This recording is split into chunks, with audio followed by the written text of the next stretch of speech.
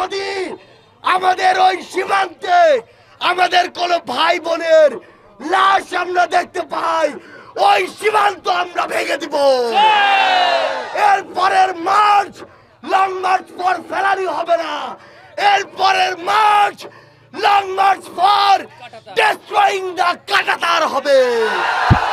আমরা যে নতুন বাংলাদেশের স্বপ্ন দেখছি, এই নতুন বাংলাদেশে কোন একজন নেতাকে আমরা আর মাথায় উঠাবো না। নেতাদেরকে মাথায় উঠালে তাদের পার মাটিতে পড়ে না। যেই নেতা মানুষের দ্বারে দ্বারে আসবে, মানুষের কথা শুনবে, মানুষের জবাবদিহি করবে, সেই হবে আগামীর বাংলাদেশের নেতা। আমরা এই 24-এর অভ্যুত্থান পরবর্তী সময়ে আজকে আপনাদের কুড়িগ্রামের মধ্য কুমোরপুরে এসেছি। আমরা আমাদের বোন ফেলানির জন্য এসেছি। আমাদের বোন ফেলানির মতো কাউকে যেন আর ওই কাঁটাতারে ঝুলে থাকতে না হয়, সেই প্রতিবাদ জানাতে আমরা এসেছি। আমাদের বোন ফেলানির লাশ ওইখানে ঝুলেছিল, এটা শুধু ফেলানির লাশ না, এটা ভারতের দাসত্বে আমাদের সার্বভৌমত্বের লাশ। আমরা স্পষ্ট করে বলতে চাই, এরপরে যদি আমাদের ওই সীমান্তে আমাদের কোন ভাই বোনের লাশ আমরা দেখতে পাই, ওই সীমান্ত আমরা ভেঙে দিব। এরপরের march long march for Felani হবে না, এরপরের march long march for destroying the কাঁটাতার হবে।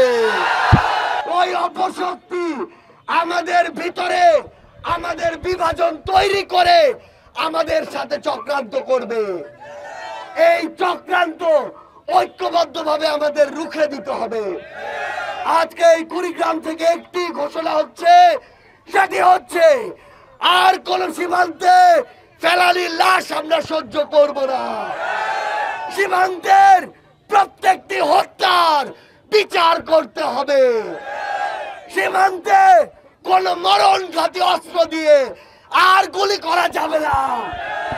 যদি এরপরে শুধু কুড়িগ্রাম নয়, বাংলাদেশের সীমান্তের কোন একটি জায়গায় 1 ফোঁটা রক্ত ঝরে, তাহলে 100 ফোঁটা রক্ত দিয়ে তার মূল্য আমরা নিব।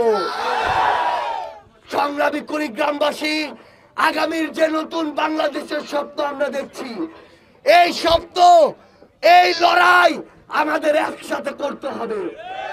এখানে আমাদের চাচা রয়েছেন, দাদার বয়সে অনেকে রয়েছেন, বাবার বয়সে অনেকে রয়েছেন, ভাই বন্ধুর বয়সে অনেকে রয়েছেন।